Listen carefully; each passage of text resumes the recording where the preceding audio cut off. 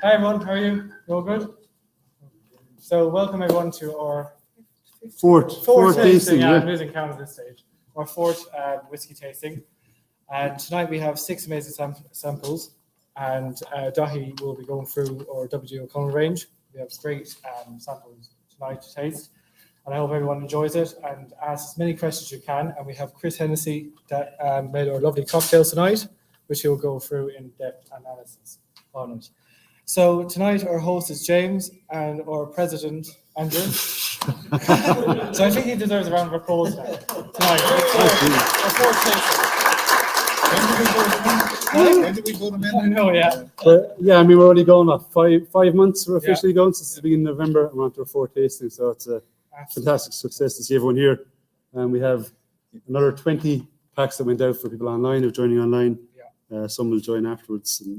Tonight's a good. I mean, tonight's a good night. A lot of people want to taste the Dahi's product because it's not available in Limerick as such. I'm trying to get some into the shop at the moment. I've only got the bill fill, and we're also going to try Aquavita, which Chris will go through with you. But it's the origin of Irish whiskey. It's the first spirit, really, which you would call an Irish whiskey. But I'll let Chris go through on that with you. Chris Hennessy is master cocktail maker. Was working in the Dillon for 16 years and has moved on lately. Works with a lot of the Irish companies. He's got a spectacular nose and a good palate. I'll let him tell his history. But he's been try it. 10 minutes later, I went up to the shop in Ali that Ali had set up in Whiskey Live, bought a bottle. So anyone who's not into peated whiskies, this is a great start. Definitely well worth it. So look, we'll just hand you across to Chris, and he can go through the Aquavita, the cocktail we're drinking, and the history of the Aquavita, and then we might try that. Yeah. Dahi was from W. O'Connell. He was to be with us this evening. Couldn't make it. It was at the last minute. Yeah. So this is why we've got this going. We hoped you wouldn't have to use the screen tonight, and we just sent out the feed live to everyone outside. But it's the only way to get him into the room without having to cancel and rearrange the whole lot. So at least we'll do as we did before. I mean, it worked for us last time. So yeah. So Chris, come outside if you like. Yeah. Okay. Yeah. Anyone, any questions at any point? You can just raise a hand. We'll get those going. COVID Zoom tastings at home and everything. So what everyone has in front of me essentially is whiskey sour. So with whiskey sours, once you travel from Ireland to America to England, and all different places around the world, with recipes in the 17, 18, and 1900s, have a game of Chinese whispers. Everyone knows that there's alcohol. Everybody knows there's some form of sweetness, some form of bitterness. And back then, there was a lot of bitterness. And sometimes you would have egg white. For anyone in the room who doesn't partake in egg white or anything like that, this is made off of aquafaba, so it's friendly for everyone in the room, just in case we don't know what everyone has or loves before they make it in the room, so everyone can be included. So with this in the mid 1800s, over in the States, in around Wisconsin and Boston, they replaced their sugar with fortified wines. This was one because sugar was in a big massive loaf. You would have to take a chisel to it, break it down, pestle and mortar to get into fine sugar like they have now, and then add it to your drink or turn it into a syrup. But you would almost spend as much time carving a big block of ice as you would the actual physical sugar itself. So it's a lot easier to turn around and go, I'll use my port, I'll use my sherry, I'll use the things I already have here. So that will explain the deep purple color. So it's W.D. O'Connell's 10-year-old single grain, which is finished in rye casks, matured fully in rye casks, bourbon casks, back together for a certain profile. That's to represent the rye whiskey that they were using in the States at the time. It would have been influenced by Irish workers over there, showing them the techniques. That's the reason why we're bringing both of them together. The port is a cross between Tawny Port and Ruby Port. We've added them together just to kind of mimic the flavor profile it was back then. It's fresh lemon juice and then the aquafaba. That's it. It's only 4 ingredients. For the modern day palate, sometimes we add a little bit of demerara sugar just to kind of sweeten it up. With this one, because it's 2 different types of port, one's very wooded and one's very sweet, it nicely rounds it off, balances it off, makes easier for you. So the bitterness you should feel just here in the back behind your tongue. Sweetness you should get at the front of your tongue. And the sharpness of the alcohol should warm going the whole way down. It shouldn't catch anybody while you're drinking it. And then the aquafaba, similar to egg white, will raise the mouthfeel, make it nice and pleasant. You get to the point where you're at the bottom of your glass, you're on your fifth drink, and you're going, that's powerful. Because it's fortified wines, alcohol, and then there's a good bit of whiskey in it. It's 50 mils in every single one of your drinks, and then there's another 10 mils in one port. 60 mils of alcohol in every single drink. Drinks like % wine, nice and easy, very light. When you're walking out of here and you can feel your ankles don't work. So that covers the drink. Any questions?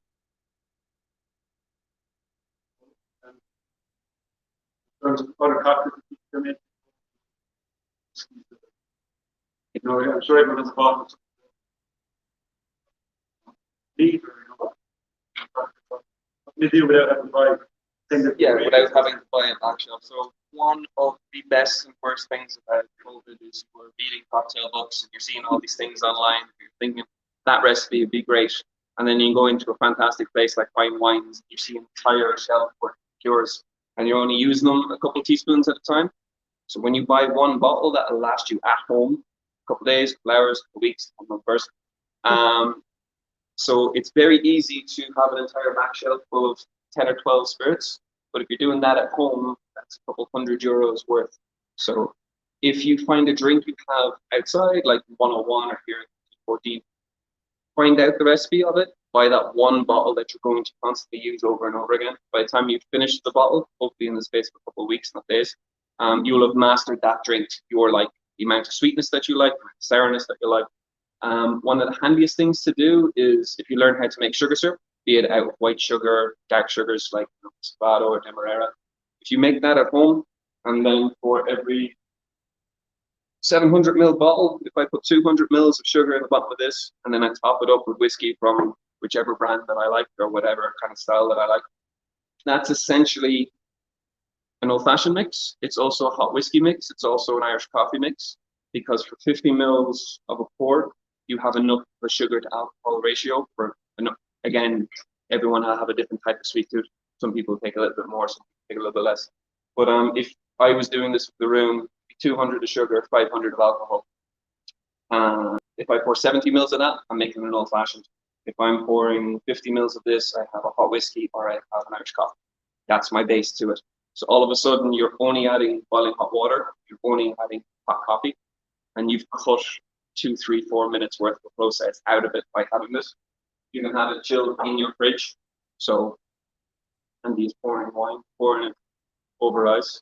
If you do the same thing in a liter bottle and you add 300 ml of water, you've now diluted it. So it becomes a bottled old fashioned. You no longer have to stir it over ice. You now have it actually ready to go. It's in the fridge.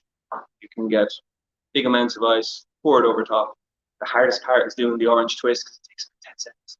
And then over top, in you go, or a cherry. And your drink becomes not a tedious thing, it becomes something you're enjoying, because when you're at home, you want to pick up your feet, whatever TV program or film you want to do, you don't want that drink to be difficult.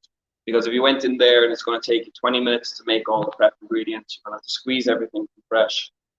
It's going to take time. You're going to go, I'll already be over there in the kitchen. So old fashions are very handy like that. Same concept with Manhattans or Boulevardiers or anything that is just alcoholic alcohol and sugar based. Anything that has bitters in it, always have the bitters on the side. If you leave bitters in an alcoholic beverage for too long, it slowly changes over time. So if you've ever had beef stew the next day, soup the next day, the flavors change, it gets a little bit more intense, can get a little bit more aromatic.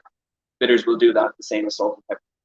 So bitters always have on the side, and if you want to make a drink, just add that last. The amount of that works best for yourselves. Outside of that, nearly everything else cocktail-wise will just be, unfortunately, that half-hour of prep, 10 minutes worth of prep. But don't let that put you off, because if you're going to make an Indian curry from scratch, it's going to taste 1,000 times better than what you do from the jar. Just make sure that you have that time allowance while you're at home to do a village. And lastly, if you're doing sours and you're not doing it this way, If you make your sugar syrup, squeeze your lemons fresh. Once you combine the two together to the right ratio, that can last up to a week in the fridge. Whereas lemon juice on its own, lime juice on its own, you have 24 hours.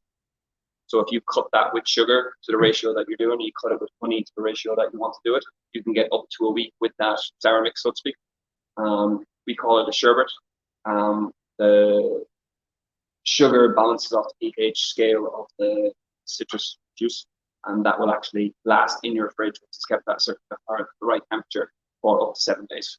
So if you want to do it for a big group who's coming up for barbecue later, or you want to do it for yourself, that you're having one drink every single day for a week, and you're not squeezing lemon every single time, same as I was saying about the old fashioned, you can literally just take it out of the fridge for alcohol, you have this sherbet mix. And then if you want to add aquafaba or egg whites you can go into Dunn's and you can buy already pre-done in a carton or a little tiny bottle. And aquafaba is just chickpea water. So if you're making hummus at home or someone is, strain off the chickpea water, basically costs you that because you've already bought it. That acts as egg white. Any questions on that, or anyone have a specific drink that they like, or a little tip on, or?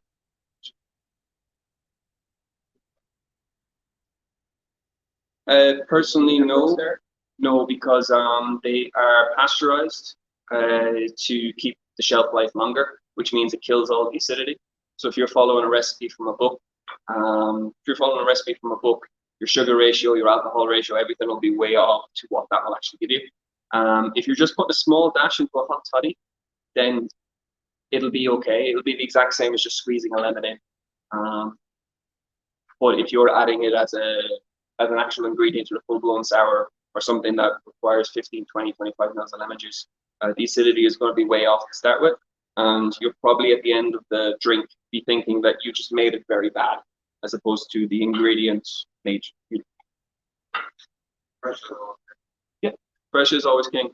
And if anyone here is from the industry, closest thing to fresh is from Funkin. Funkin 90% fresh juice and 10% cane sugar, just cut the acidity.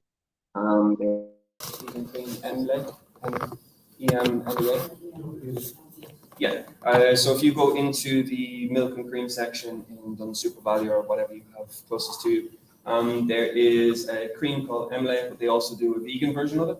Once you shake it, if you have a small amount of dark chocolate grated over top or nutmeg grated over top, they act as a smell, so you can't tell the difference between it's a vegan cream and it's a regular cream, but the shelf life in the fridge extends by about another 4 or 5 days. So if you're only doing a small amount, your cream will go in the bin, whereas this will last an extra couple of days. That's one little teeny tiny thing, especially if you're using cream in drinks or cream in food. Whatever way they do the process of it, it stops it from curdling as well. So there's some drinks you can do that are hot. So yeah, I was gonna say it's a vegan version of it. It's plant-based. But because they're using it like that, it can withstand temperature. So if your coffee is extremely hot, if you're using a percolator, it can be hotter than it needs to be. Cream will sink very quickly, whereas this has a little bit more dexterity to it that will last a little bit longer. And especially if you do drink them with dark chocolate grated over top or nutmeg. Nutmeg is just like what's over your drink right now. It's just very aromatic.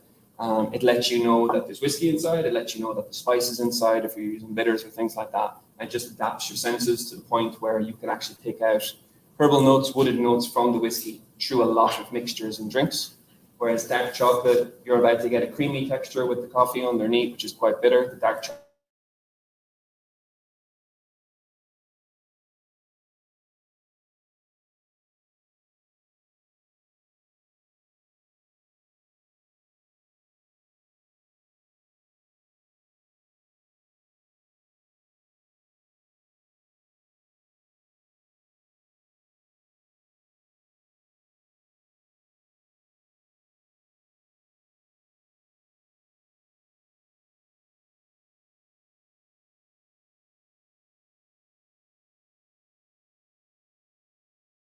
Actually, they were sent out a different cocktail. It was a canned cocktail, so Yes. hopefully they've chilled that and they're sipping away on that at the moment. But that's made from the aqua vitae, right? It's Yes, so that is when you're bringing out a brand new product that nobody is familiar with whatsoever, the first two questions is one, can I drink it straight? And two, if I don't drink it straight, because some people don't drink anything neat, how do I mix it? And you always have to have this conversation where you're face to face, or they have to look it up online. Whereas when you're giving them a physical drink, so one of the best examples is 1661's Belfast coffee. You can buy a pre-made bottle from them, you pour it, you float the cream on top. So it's very easy and relatively straightforward. Whereas if they didn't have that and they just handed you a bottle of poachine, one, people are kind of scared to drink poachine neat until they actually figure out that it's not scary. And two, they will go in search of, how do I drink this not mixed? Do I add Coke to it? Do I make a Belfast coffee? Do I make it? They won't know what to do or how to do. Especially at the start of this conversation, the first thing you say is make an old fashioned. Okay, next thing you say is you make a whiskey sour, you make a tom tonic, you make all these kind of drinks. You start off with just alcohol, and then you build up the conversation to, and now you're mixing 3 ingredients, and now you're mixing 4 ingredients. So with the ginger sting, we have one right here.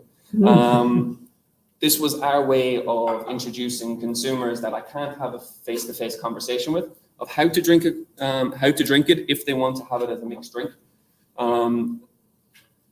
And one of the things we wanted to do with it, other than being nice, refreshing, and easy to drink, is to keep the history and the heritage of Aqua Vitae alive in the drinks, which really sounds like marketing buzz, but it is actually what we're trying to do. There's ginger in the drink, there's ginger in Aqua Vitae, there's honey in the drink, and there's honey when saffron and the raisins inside Aqua Vitae meet. That's the flavor profile that gives across. There's a burnt orange and a burnt lemon flavor in Aqua Vitae, and that's what we want to bring across with the lemon juice. And then it's carbonated, which means you can have it warm, you can have it over ice, you can have it chilled. And it just means if our consumer's in the middle of a field at a festival, if our consumer's in behind the bar with ice, or they're at home and they're just using their fridge, we were trying to get a drink that was done in such a way that no matter what your circumstance was, you could actually enjoy it. So if it was a can of beer, you would have that cold. Whereas with this, when it's warm, you get a lot more ginger. When it's over ice, you get a lot more lemon. And when it's chilled from the fridge, you get a lot more honey. Is this available retail now? Nope. Nope. Won't be for another 4 weeks. We were testing out an audience with Laurie O'Dwyer and Whiskey Chats podcast last week. Yeah. And then we said we would do it for the guys at home here, because whiskey sours are beautiful when I make it here and now. That's not something that I want to send to Limerick. That takes 2 days in the post and then goes from Limerick to the house 3-4 days later, and then they decide to put it in the fridge. It would be 4 different colors. It just wouldn't work. Now I can cheat and I can add all the ingredients you have in your glass with a small drop of milk. I know it sounds weird, but what the milk does is it separates the fats. It clarifies the entire drink. Everything separates. And then the liquid you're left over with, one, is see-through like a glass of water, or just a small tinge of purple off it, depending on how much milk I use. And two, it kind of, not exactly pasteurizes it, but it strips the bitterness, strips the sweetness away from it, and pulls that into the fats that are left behind. And then the drink that goes across becomes extremely creamy. So kind of like the Aquafaba gives you that creamy mouthfeel, the actual drink gets that. And once I do that, there's roughly a year to a year and a half's worth of shelf life. So that I could have done and sent all over, but they still would have ended up with a different flavored drink and a different colored drink. No, I think we all appreciate having the first one. Yes, and I was going to say, and if I was to stand on camera with them and do this, they'd be like, mine isn't purple. Yeah. And no matter how I explain this process to you, you still will have a clear glass in your hand going, no, that's not the same drink. Mine went bad in the mail. Yeah. So it becomes a lot easier. It's a great illusion though when you do that. It's like you suddenly have you can have 2 drinks, one clear, one colored, and same flavor structure coming through. Yeah. And it freaks people out completely. The only thing that changes on it is the mouthfeel. You're softening off a lot of the bitterness, you're softening off a lot of the sweetness, but it's the mouthfeel that's completely different. So if you want to move on to Aqua Vitae, that's Suchi? Okay, Yeah. Absolutely. that will actually bring you on to Aqua Vitae, which is pour number 1. So Aqua Vitae is extremely different than whiskey. We'll just start with that. Same way poachine is extremely different than whiskey. So how this works is in 1324 in Kilkenny, there was a bishop of Ossory. Ossory is basically Leinster. It's just different outlines of counties on the map. Essentially, it's Leinster. Ossory at the time was the hub in Ireland. When you have a bishop outrules a king. So the bishop in Ossory, which was in Kilkenny, where I'm from, he essentially was the governor of the whole of Ireland. He fed directly from the Vatican, and he decided to overrule anyone and every law. Ireland was his essentially, because everyone was under religious rule. Great, I know it doesn't feel like it's like that anymore. But in 1324, he would have already spent time in the Vatican learning. He already would have spent time in Avignon in France, over the eastern side of the world, and the Italian Pope had more say over the western side of the world. There was always conflict when it came to the middle of Europe and Ireland and England, who actually ruled over, but it was the lads in Avignon in France. So before 1324, lovely script called Magna Carta is how we based 1314 and 1500s rules that everyone would follow. What prayers to be said, what to be said in mass, what teachings are to be followed, what pages of scriptures to be done, what medicine was available, what ingredients would be sent from one side to the other, spices, barks, roots, essentially what was banned and what was good. They had a say over everything. So once we get to 1324, and he's sitting in a lovely cathedral in Kilkenny with a big round tower, still fine today. Just throw that in so you can actually at some point visit us. Great. He's sitting in there anyway, and he writes a book that takes him 17 years to write.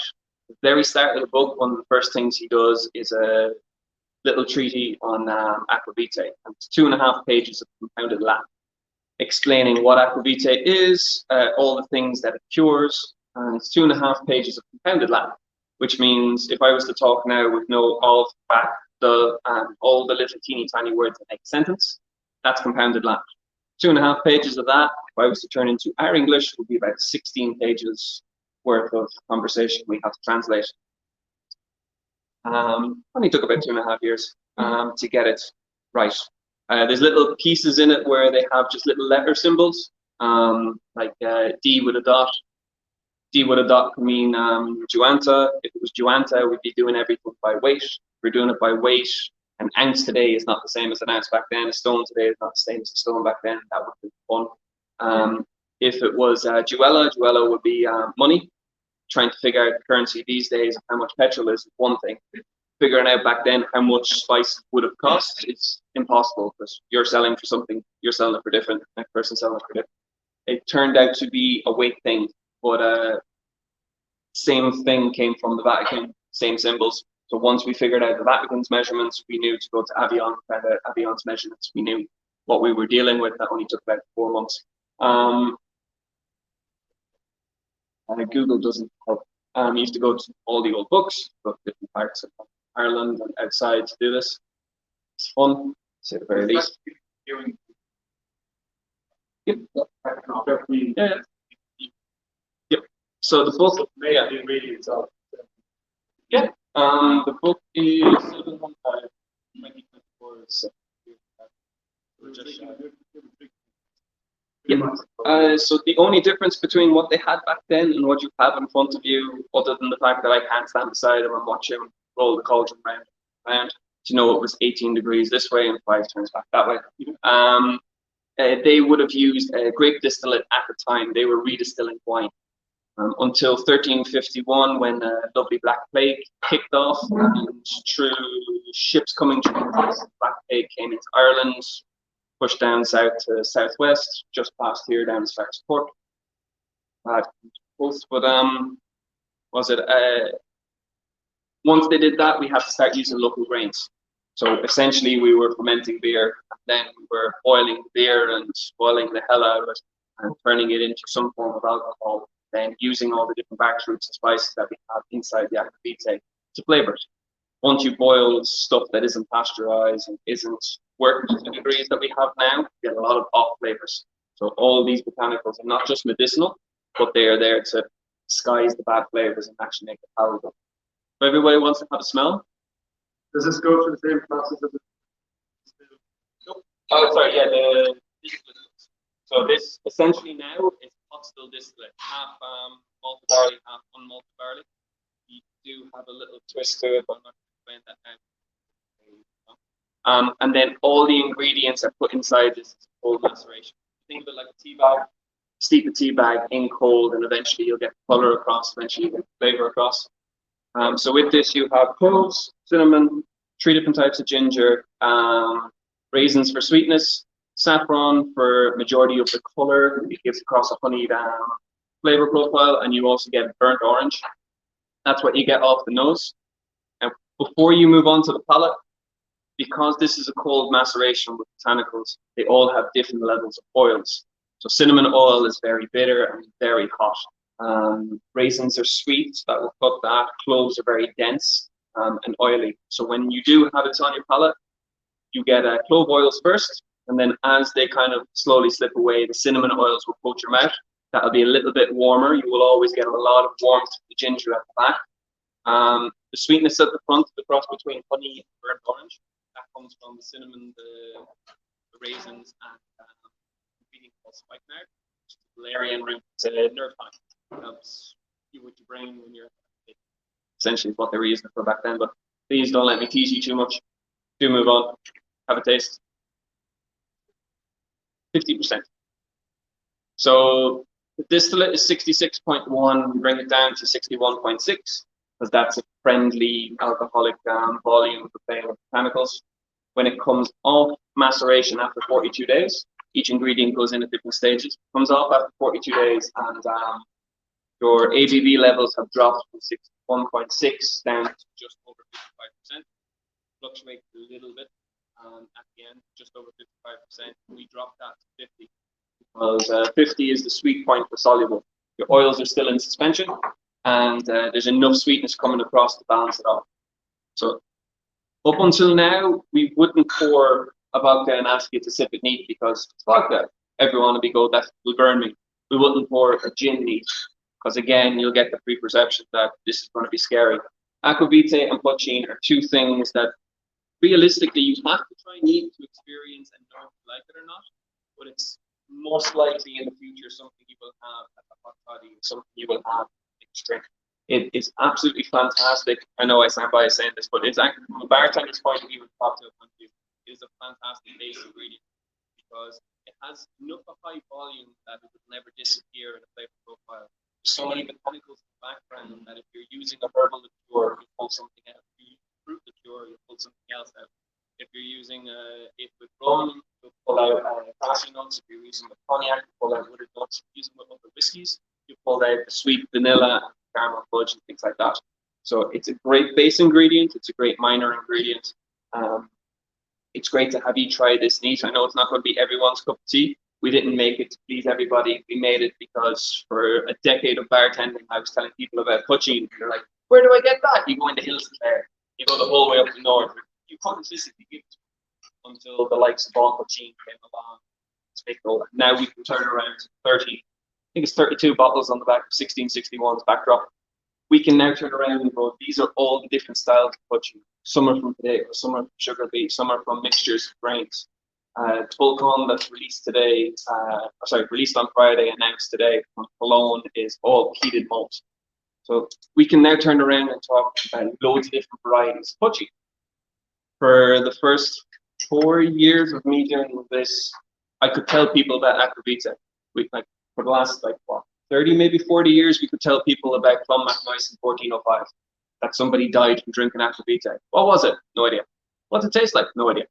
So up until we actually physically did this, it was always a conversation piece that ended with just a point. Nobody could, it was great, was it? So at least now that this is in front of me and in front of other people, you can actually tell what drinking back then was like. This was extremely medicinal. It was to cure, if you're taking it internally, it was help with dyspepsia. If you had an uncomfortable stomach, if you had gas, nausea, anything like that. If you're rubbing it on the outside of your skin, your psoriasis, your gout, they believed it would cure everything. Eventually you move on to poaching, and that's when the workers in their own houses with their little pots start making it for themselves. That's when we start drinking it to enjoy it as opposed to drinking it for rubbing on horses, rubbing on cattle, rubbing ourselves. If anyone here has any horses, if anyone here has any greyhounds or knows someone that has them, they'll know that poaching sometimes rubbed onto their muscles, help with pain. We still have rubbing alcohol these days to do the same thing, heat up your muscles and help yourself. At the end of the day, some people will drink cognac to increase their blood flow, increase their blood pressure, and just calm them down. We always have, like hot toddies and akvite itself, medicinal reason for why we drink alcohol. It's to help ourselves, it's to clear a headache. Just on the aquavita, guys. Is that batch? What batch number is that? The one you have in front of you is batch 2. So yeah, because I haven't actually tasted batch 2. And definitely tastes the difference between batch 1. What changed or? So batch 1 is the recipe that we got from 1324, and we made 106 bottles only of the 500ml ones. We did a very small run. It was just to create the conversation piece. We weren't actually meant to sell them all in one go. We were only supposed to kind of give them to certain bars and certain people, go to societies like this and just educate people. But as we were doing it and as we were talking to people in the industry, everyone was like, and I'll take a bottle. And I'll talk, yeah, no problem. Talking to my friend Jared, who does this with me, he goes, yeah. He goes, 20 people on a list who want the bottle. And I'm going, okay, 46. So that's done then. By the time a friend tells a friend, that was done. So we originally never meant to do this for a commercial reason. It was just to get the conversation out there. And then what we figured was the Italian palate love it, the Irish palate, because there's so many cloves and they can cloves scare Irish people. So we didn't change the volume of cloves, we just changed the length of time it sits in the liquid so that it becomes less intense. That's the only thing we changed with 2. With 3, there's 2 different types of black peppered spicing that we use. One is Grains of Paradise and one is Cuba berries. Grains of Paradise are found in Bombay Sapphire, for instance. Actually, Cuba berries are as well. But Grains of Paradise are kind of like white pepper that you find on the table, ground down. It's not very spicy. It adds a little bit of flavor. It's very mellow. It disappears very quickly. You'd usually find it with table salt again, and something that's not really invasive. Whereas Cuba berries is closer to cracked black pepper. A lot more heat to it, a lot more warmth to it. It's something that kind of sits on top as a high note.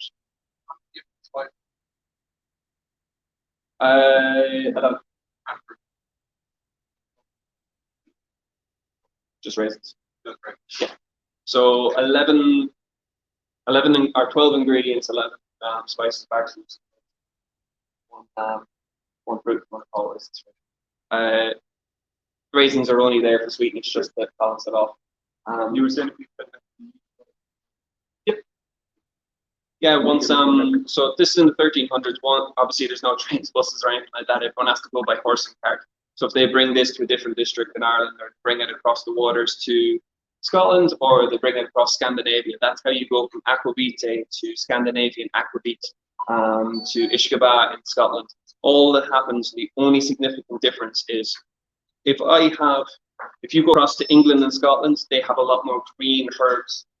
We had a lot of brown spice. So if you go across there, dill, marjoram, honeysuckle, all these kind of green herbs go into aquavita, Ishkaba in Scotland in the 1400s. If you go across the Scandinavian 1500s, you have a lot of fennel, you have a lot of dates, you have a lot of dill, then caraway seeds, cumin seeds, very similar to what we call gin these days. Aquavit is a lot more of that herbal, floral kind of style spice. So each region you go into, your grains will change because what they grow locally. Very similar to Ireland using barley, bring the technique across to the States, and all of a sudden a load of rye and a load of corn. That's what suits their environment better. Same with our botanicals and spices. Whatever you physically have around you, or what you think suits your medicinal beliefs at that moment in time, that's what they piled in. And if like Mickle in Galway at the moment, they used bog bean is one of their ingredients because it was local to them. They were near a bog. They had very little else in their recipe because they were in the middle of nowhere at the time, and they don't have access to brown spices, green herbs. They had access to that for medicinal reasons. So that's why they've incorporated in it. So over the course of 2-3 centuries, you either have Chinese whispers where I'm leaving out a piece of information, or you're just using something that's local around you and then calling it in your own language. How do we make a change from aquavit Yeah. You go from Bishop's house in 1324 when he had access to once pretty much at the tip of his finger. If not, he has the fastest ships, fastest horse, and a bad to get it to him. To the clergy sing sing in the choir that get cases of this, and they want to make it at home, and they're told bits and pieces of what's in it, whatever they can physically get their hands on markets. That's what they're using. That's where we get Pucci in a little pot. You're using it at home. At some stage in the late 1400s, nearly every single house in Ireland had somebody who's able to brew a beer or somebody who's able to. Usually, what that would be is you would have barley on your own land or wheat on your own land, whatever grain you're growing. If you have sold the majority of your crops, what's left over, be it sugar beets or grains or cereals, if that's starting to go off, that's waste. So you would ferment that and you'd make a beer out of that, or you would go as far as putting it through your own pot and you'd make an alcohol out of that. And once you make a beer, or sorry, an ale or an alcohol out of it, you can have that as part of your payment to the landlord. You can have that as part of selling to the next house, or when someone comes to visit your house, you had your own thing across to them. So it became part of life. So that's where Pucci comes from. It's basically what goes into the wider community. Get that, and then by the time we get to whiskey comes down to mechanicals being dropped completely, and you're making it, and you're going by horse and cart in wooden vessels. You're going across the ocean again in wooden vessels, and it just comes down to aging, changing the color, aging, changing the flavor profiles. If you send across 100 casks to France, and you give them 80 casks, you take on 80 casks of wine, you come the whole way back to Ireland, you still have 20 casks of whiskey left over. If you taste that, completely different color, completely different flavor profile, or if you take too long to sell it and sit in your cellar or sit in the back of a house in farm shed or wherever, again, by the time you go back to it, like we see in the warehouses now, different flavors, different colors, different experience whatsoever. That's where whiskey basically comes from. Same with cognacs and anything that's aged. It's just either sitting in the cellar for too long, they realize it changed. They've batted it together like a Solero system, or just sending it away. Over here.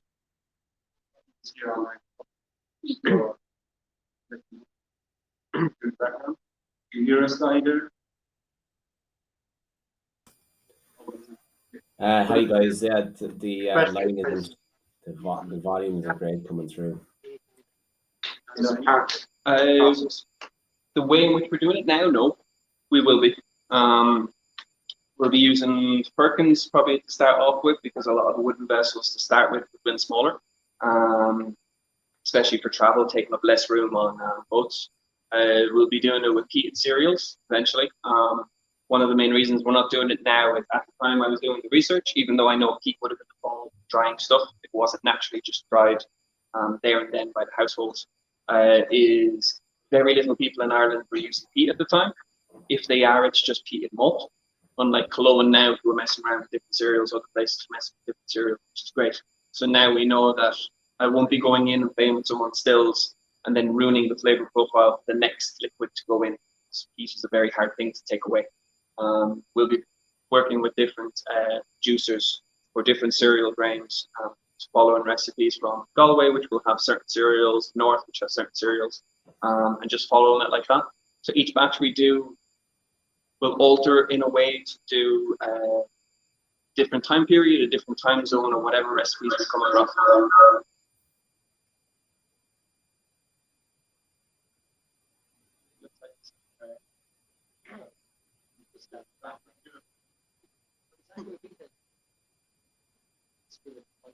It's technically it's a category itself.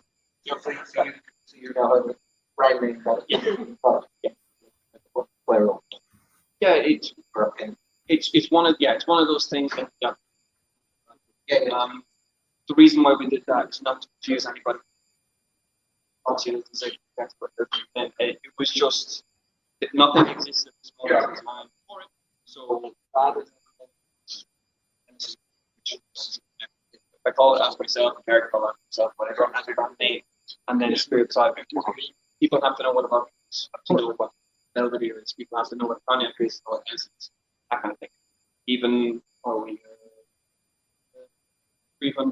300 odd years into Tennessee. Tennessee's cognac, not a brandy. But as a bartender, nearly everyone asks for brandy. So that's one of the reasons why it literally said that retail, even though it's a category, it is just because the conversation is hard enough without. So current fish, that's Celtic, Irish malts, Intrepid Spirits, Wine Centre, group of us. Retails at 65. Yeah. but it's just it's quality. This one, that honey boiling hot water is one of the best kind of reasons for having a hot toddy because of all the oils that are in it. Like we put lemon and cloves into a hot toddy, and then you get that medicinal side of it. When you drink that with honey and boiling hot water, you then understand why whiskey has lemon and cloves in it. That's the part that's missing. That's the flavor profile we're trying to get across without the cloves. Initially, when the first time, well, you go back to earlier and even now after talking for a few minutes, you can still taste it back in balance, and it's different. But yeah, this is where they all come from. And Chris said it's like this is the start of whiskey. So people went back home when they started making their own spirits, wanted to create what they had, but they didn't have all the spices and everything, so they started making their own ones. And hence Budgie came along. So And the thing about the barrels though is the fact that they were using barrels which is strong meat. So you would end up getting, yeah, absolutely. So you get very different flavor structures. I can't wait to see what Michaels does with that one. Yeah, so that's one of the main reasons. Okay, one of the main reasons why charring barrels exist and toasting barrels exist because as if you have fish in your barrel, if you have meat in your barrel, dried, cured, salt, and everything like that, they would set fire to the inside of the barrel to get rid of all the oils, and then they just scrape it back, or they would scrape back the char that was already there and re-toast or re-char the barrel. So it was never from a flavor point of view, it was to get rid of flavor. There was the meats, the salts, the cured meats, the fishes, and everything like that was physically touching the wood, soaking into the wood. They had to get rid of that. Or the Powers 15-year-old blend that was an Italian import labeled bottle. And 1970s, Tullamore Dew, the Czech craft imports, they all have sulfur candles inside the casks for grains. Sulfur, if anyone strikes a match, kind of comes across like rotten eggs. So unfortunately, when you use a sulfur candle, that flavor comes across very intense with alcohol pulls not only good notes and sweetness, but all bad notes out of whatever it is it has. A lot of whiskey was bottled that shouldn't have been bottled, and a lot of whiskey was scrapped. So in the 1980s in Middleton, just before Middleton launched in 1984, they actually had a barrel program from the late 70s, just before 84, where they scrapped a lot of food they had, put everything in fresh casks. The likes of, now what I'm about to say doesn't mean that these specific whiskeys are bad, because they're not. But in the 1980s, you have the likes of Middleton, Method Man is 28-year-old Portwood, spent 6 years in bourbon before it was moved to port. And a lot of the releases you see these days spent 6 years in bourbon, 5 years in bourbon before they were moved to fortified pints, or vice versa. And that came from the barrel program. They found a load of bad casks and had to move things. But if they want to move all the bad casks, they might as well move all the new ones as well. They just got in a massive consignment of all the types of new good wood, and then scrapped everything else in the warehouse that they couldn't pallet or just wanted to move anyway because they had the bulk. So a lot of things from the mid-80s you'll find where it's, oh yeah, this was here for 6 years and then it was moved across. This was here for 8 years and then it was moved across. Nearly everything you see that's say 25 years in a pub, bar the likes of Cyber distilleries, they're all casks. A lot of your red breast single casks. Now the last product you get is a single cask, one thing, but the history of it is 5, 6, 7, 8 years somewhere, and then sherry cask lasts. Awesome. My break time. Yeah. Thank you. Right.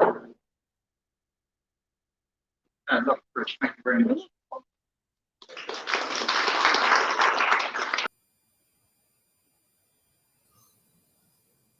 Hey, Dahi, can you hear us? Hey, Andrew, how's it going? Yeah. Hey, okay, right. Sorry, we were trying to fix a few gremlins there.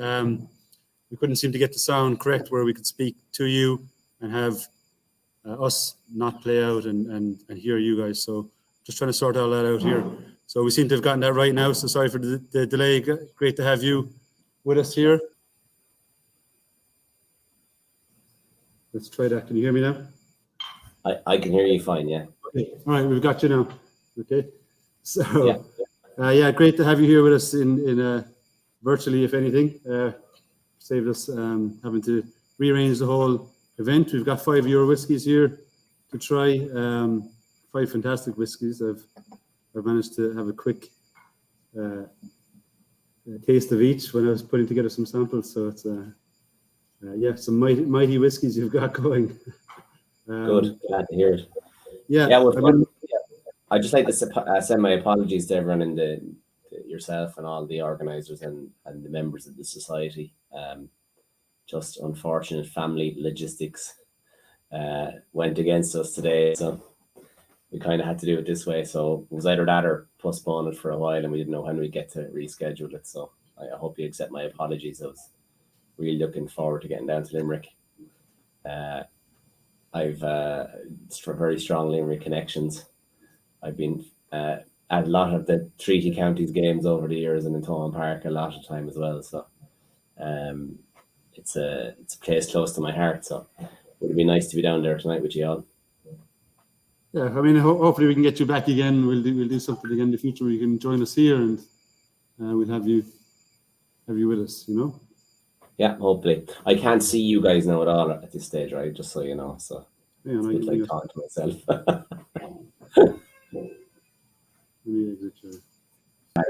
The Wi-Fi seems to be an issue for us tonight. It worked for us quite fine last time, and the signal seems to be a lot less tonight for some reason. So, yeah, that's kind of where we're at. So okay, I can hear you fine now. It's good, and I can see the audience and everything. So it's good. Okay, so yeah, we've got a room full of people. We've got 40 people here. We have 20 odd packs sent out. Great, super. So we have Chris here. You see one of his cocktails. We've been sipping away on one of these. Fantastic cocktail made with the W.D. O'Connell, the 10-year-old single grain. Yeah, so I mean, it's going to be our first whiskey we're going to try. So if you want to give us a bit of info on that, and yeah, so that's the 10-year single grain is made up of 10 and 12-year-old grain from Cooley Distillery. So it's 2 different distillates in 2 different cask types, but from the same distillery. So that's hence why it's still called a single grain whiskey. Kind of was looking for something. I used to drink a lot of grain whiskey myself when I lived overseas, and big fan of it. And none of it was really Irish, to be honest. Most of it was South African or Scotch, and they're very different from the single grain we have. So I wanted to try and create something that I like first and foremost, which is the kind of philosophy of the company, and then see if we can put that in a bottle and see what the reaction will be. So I looked at what was out there, and then kind of felt that there wasn't that being done with rye cask or ex-American rye whiskey barrels. So that was kind of the focus. So we put some 11-year-old, almost 11-year-old grain into ex-American rye whiskey barrels, and we left that for just over a year. It's still in it actually, in those barrels, and because we still haven't used the full barrel for even all the batches we've done, because we just use it as a small component part to help us add a layer of complexity to the sweet grain whiskey that we might be familiar with if you drank any of the other grain whiskies from Cooley or other places around. So the rye does is just adds a bit of complexity, adds in that spice element, the baking spices, the pepper notes. It also has all the same components as the bourbon cask, so they really fit really well, because you're going to get lots of vanilla in rye whiskey as well, because essentially use the same type of barrel, the char barrel or toasted barrel, and vanilla is a very strong component, and it just gives nice length to finish then. So it just brings it up another gear, that grain whiskey, and otherwise you have a very short finish on it and you wouldn't feel like you're getting much bang for your buck. So yeah, this is we've done 4 batches so far. The first batch was I think 600 bottles or just shy of it, and in March 21. Yeah, we're up to 4 batches now, I think, and yeah, it's quite popular. It's an easy drinker. It's very versatile. Interesting to hear, you know, many of the people who would have tasted it here tonight beforehand, and you know, what you think of it now. I'm not a huge man for dishing out tasting notes to people. We all come from different backgrounds and eat and drink different products, so I can tell you what I taste, but you know, some of the ones that you'll always get, we should all get are those bourbon notes, the strong bourbon notes from those casks, the honeys, the vanillas, the sweet. That should be very, very evident. And then you should be getting those baking spices and pepper spices that we touched on as well. So hope you enjoy it. And I'm going to. Where does this come in? Where does this come in this in the releases you put out? Is this first release, or you know, first bottle you've released, or you know, your first? No, that was the. Bill. Oh Jesus, you've got me in that one now. I think we did like 20 bottlings so far, so maybe 21. We did Bill Phil first and the PX series first. Okay. And then we did another PX and a couple of cask strength Bill Phils and a few more batches of Bill Phil, and we did the all sherry, and then the grain came in. There's a lovely sweet that's coming through on this one. Yeah, it's really nice to drink. If you have some ice there, I actually designed it to be enjoyed with a big ice sphere, a very, very large ice cube. I keep them in my freezer. And if you just want to sit down in the evening and just relax, especially when the warmer ones come through, it's very enjoyable because the ice melts really slowly, and it releases the different flavor profiles as it goes down. You're probably looking for quite a large helping of whiskey in that glass, but it lasts you for a while. You know, you get a good movie out of it or something. But it does really change it. And I know, like, people talk about, you know, coldness and ice, you know, dumbing down or dulling flavors. But for this, I think it really brings out more sweetness and more elements, because it's just like adding a little bit of water, tiny amount of water, percolating. You know, it's just dripping it in very slowly using that large ice sphere. So I'd encourage anyone to try it there tonight. I guess you can use a small cube of ice with a small bit of taster, it'd be fine.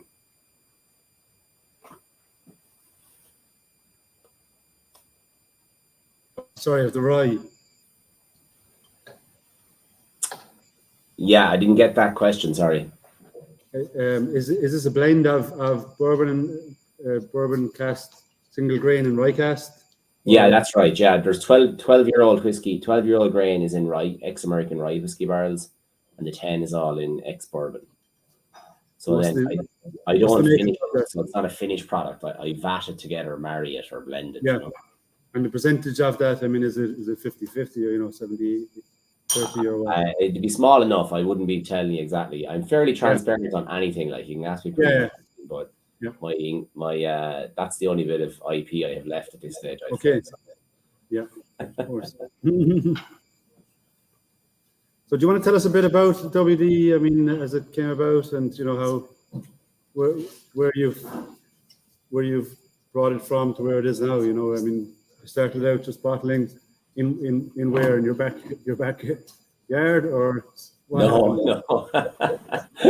Yeah, not any of those illicit still operators that you have around West and East Limerick. You know, it's all done very above board, the GI bottling plants and that.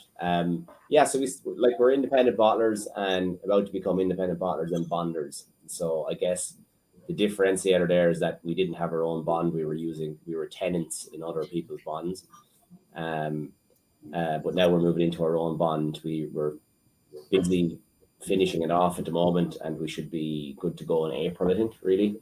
Yeah. And we'll probably start bottling there in May. So we've an 11,000 square foot premises in Kilmacthomas in County Waterford. That's phase 1. And we'll put up a video when it's done. We did one recently with Barry Chandler, kind of just as we started the work. And we'll do another one when it's finished, give people a bit of a tour. But within there, we have plenty of room for storing casks. We're using, the best of cask storage equipment, which allows me to interact with the casks on an individual basis without ever having to move them. And then if we need to take one out, we'd only have to move 7 at a time, and one person can do it with a forklift or a pallet stacker. So it's really, really efficient system as well. Within that, then we've got 2 5,000-liter blending tanks, a couple of smaller blending tanks. We can bottle. We have 2 different bottling lines. We can go full pelt up to 1,500 bottles an hour, or we can do a single cask on another line. We can do miniatures as well. So we'll have everything in situ that we can do everything bar distillation.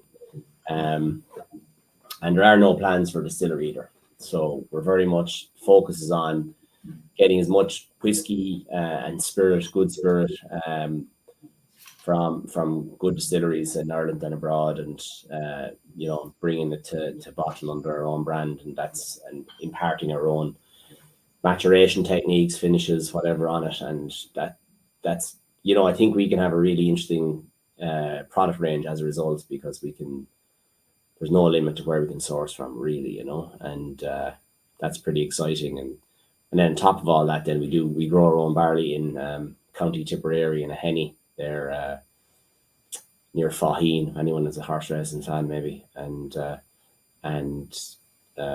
we have a contract there with a farmer direct for 5 years, and we have a spring barley crop ready for malting in June from last year, and to be distilled in a couple of small distilleries around Ireland this summer. And then we have a winter crop in at the moment, and we have another spring crop gone in this Saturday. So that's these are all very long-term projects for us. There'll be nothing kind of coming out of those for any time soon, next few years, I'd say. And what distilleries have you worked with so far that you've, in terms of bottling? You've Cooley and you have some Great Northern, right? Yeah, so we use Great Northern for a lot of stock. We use Cooley as well for the grain, and for the PX series, the 17, the 18, the 19, the 20 that's about to come later this year. We've a 20-year-old rum from there as well. We've a bit more of that stock for another couple of years still. We have done a Bruichladdich from Scotland. A Lockendal was pretty great cask to get as well. And we've also done Bushmills. So we've done a couple of Bushmills bottlings too, at cask strength as well, which is unusual. And I guess something that kind of, when we launched in 2019 at Whiskey Live, transparency was key to it with us. And, as I said, if anyone doesn't know the brand, everything is on the bottle or on the website, or you can ask me.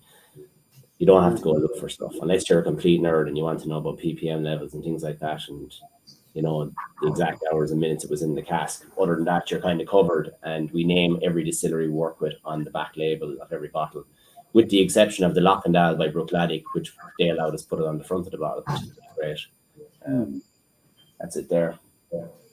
So you can see, nice to get the O'Connell name up beside Bruichladdich. It's pretty cool. So yeah, that was a super cask as well. And we'll have more Scotch whiskey coming.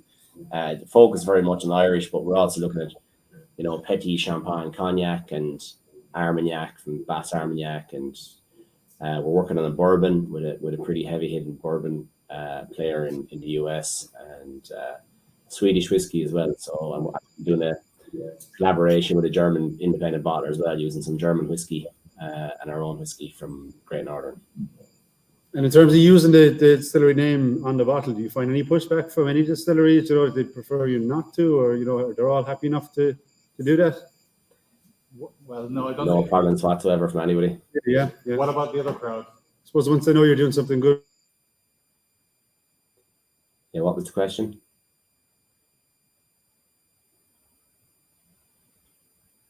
I lost you. Yeah. Hello? So, those who don't want it listed. Speak to you. Those who don't want it listed. Sorry, I missed the question. You have to start again. So what about the crowd who don't want the distilleries listed on the bottles? What crowd is that?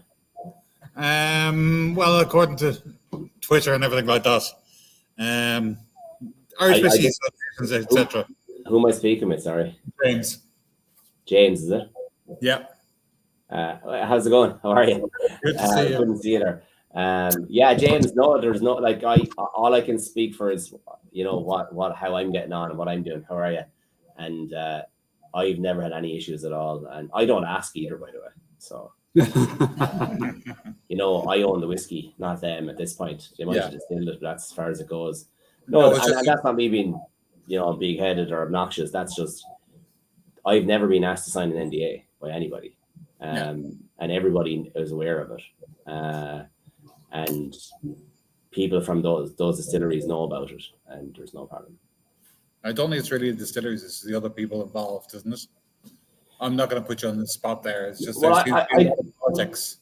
I don't know because I don't have those issues. That's what I mean. I'm not trying to be disingenuous or jump. I have never had a question given to me. Will you sign an NDA? And if the day ever happens, it'd be like, no, it's whiskey. Relax, like. Okay.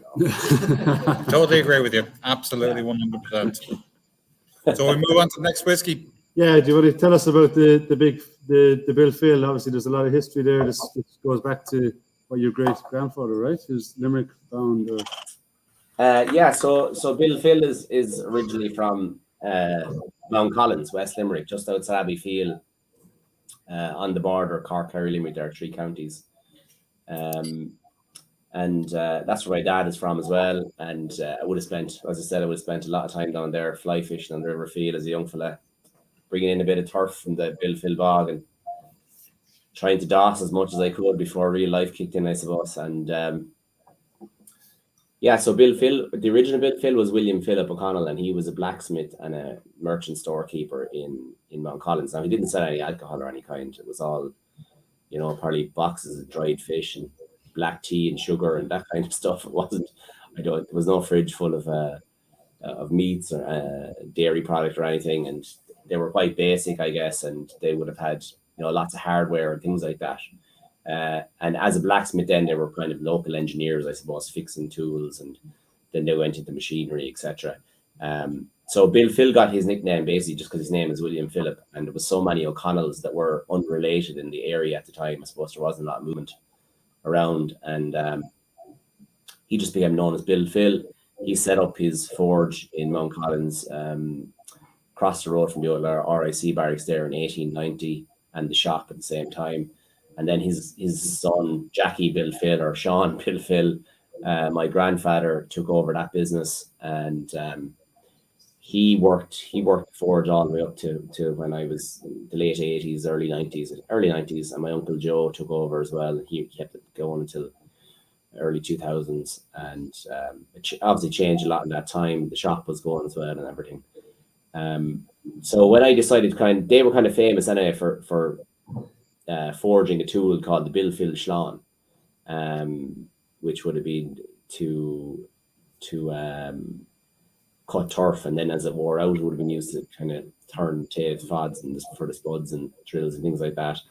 And I just thought, when I'm doing a peated single malt, kind of set was the first whiskey we named, and the only one up until we did the Tomášín there earlier this year with an actual name as opposed to just a style of whiskey. And I just thought it was kind of a hat tip to keep in the name going with maybe a different craft now. And because I'm a Bill Phil as well, all my kids are Bill Phils. We got onto Mount Collins still. We're known as the Bill Phil still. So nice to keep it going. And that was the reason why. And that's why we ended up then with this heavily peated, triple distilled single malt. It was the first one in Ireland. And we thought half a century, turned out it was well over a century when we launched at Whiskey Live in 2019. And it's we're not selling proper 12 numbers, not like that, but it's tidy and we're really happy with it. And we're not in that business. We're in the small batch single cask model, and it's going really well. And there's a lot more to come from the range as well. There's a lot of different cask styles laid down that we'll be seeing, maybe a Marsala cask later this year as well. From it, we've got stuff in rum, and then we've gone on to use the peated cask then for our pot still range. And we've quite a lot of our pot stills sitting in ex-peat casks as a result as well. So this was actually the first triple distilled peated Irish whiskey, right? To hit the Irish market. Yeah, it was, yeah. Yeah, so a great achievement to have that on your. Yeah, sure. It's a nice little box ticket exercise to get a few firsts in, but ultimately, sure, look, it's somebody was going to do it. It was just look, we were just kind of lucky, really, Yeah. with the timing of it, and it helped us get a bit of, I don't know, notoriety or attention at Whiskey Live, which is good because we had something different. So what do people think of this? Any Pete fans out there who like this? Anyone dislike this? Sure, there are. Not really hearing that. Yeah. As I said, it was the first peated whiskey I actually liked and bought. You know, it's all Chris Ennis's fault. At Whiskey Live, so it is something. It is that Irish peated whiskey is different from that Scottish whiskey. I find this is my personal opinion. You don't have that medicinal iodine flavor structure coming through. I'm not sure why, but yeah, I think this is just one of the best whiskeys we have, especially in the peated range. Yeah, I mean, you say it's heavily peated, but at the same time, it's really crisp and fresh, and Yeah. you know, Yeah. So what's happening is what peated levels are taken in at the malting stage, not at the distillation stage. So they all go in like this is the same as this is heavier than Port Charlotte or Ardbeg 10, like it's up there. Bruichladdich, 55 million ppm, or 55 parts per million. Sorry, and like that's heavy. But the third distillation kind of lowers them down, balances, and you're getting much higher ester count on the third distillation. So that's bringing all the more fruity notes through.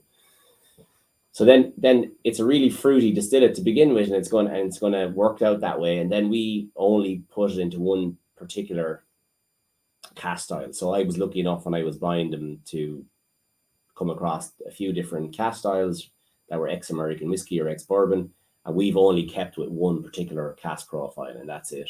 And it's one that complements the citrus notes and the fruit flavors that are there. So that's why it is a bit different, even though it's sourced liquid and other people are sourcing the same liquid, and there's not many you're bringing out as a pure single malt, but there is a notable difference in the products. Yeah. So we lost you there for a moment. Sorry, Dahi. We've lost your feed here for 1 minute. Chris stepped up though. So Chris has just given us a bit of info here on the peat side of it. I mean, do you want to explain how peat is measured and how in terms of as a drink when it comes to the whiskey? Yeah, so there's 55 ppms there on this one. So the malted barley, it's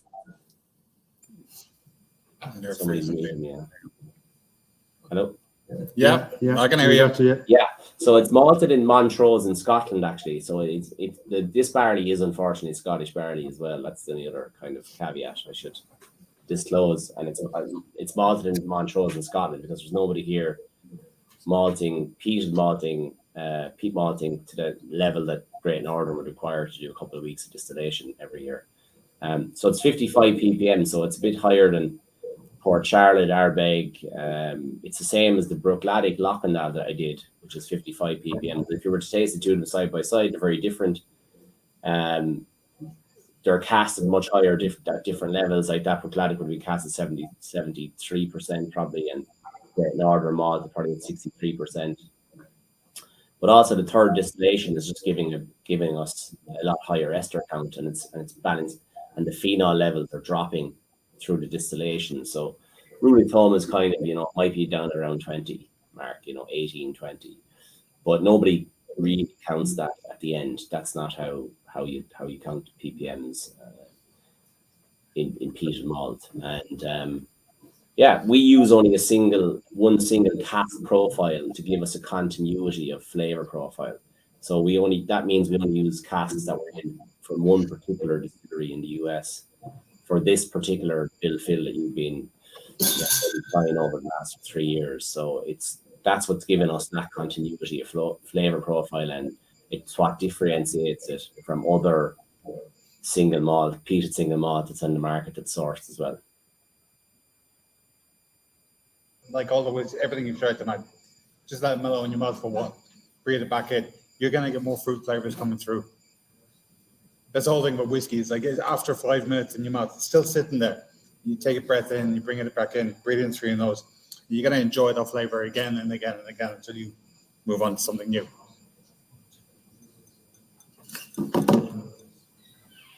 Can you hear us, Dahi, there, yeah? I got the end of that there from James, yeah. Do you want to jump? Jump, yeah. I mean, you're going to probably have to come on to hear you, yeah? Yeah. No, we're just going to grab Chris in just as well at the same time, just have you run off each other. Come over here, Chris, beside us, and so we can hear you. Yeah. Yeah. How you getting on? Nice to see you.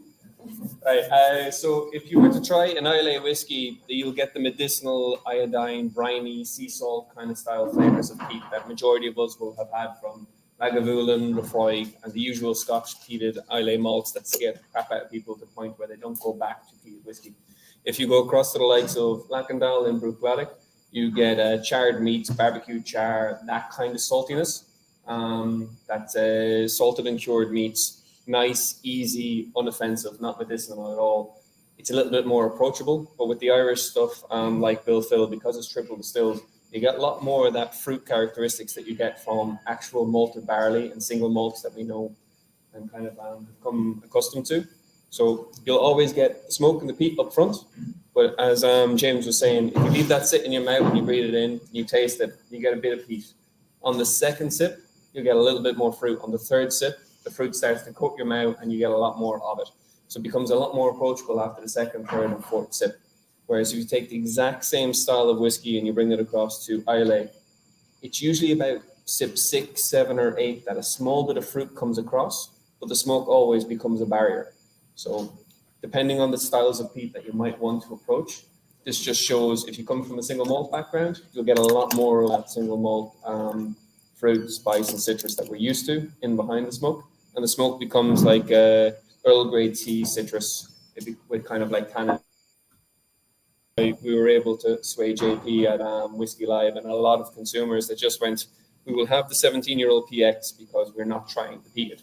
So to give them the 17, we're like, just try the peated first. Don't judge us on the first sip, judge us on the second and third. And they get a small little bit. And by the time they get to sip number 3 or sip number 4, some people were very converted, but everyone was surprised because nearly everyone came from a Lefroy, a Lagavulin, and an Ardbeg and that kind of a background where it's scared. Big piece, yeah. Is that difference down to the higher ppm count? It's to do with ppms. It's to do with where it's maturated. It's to do with the levels of distillation, the length of distillations as well.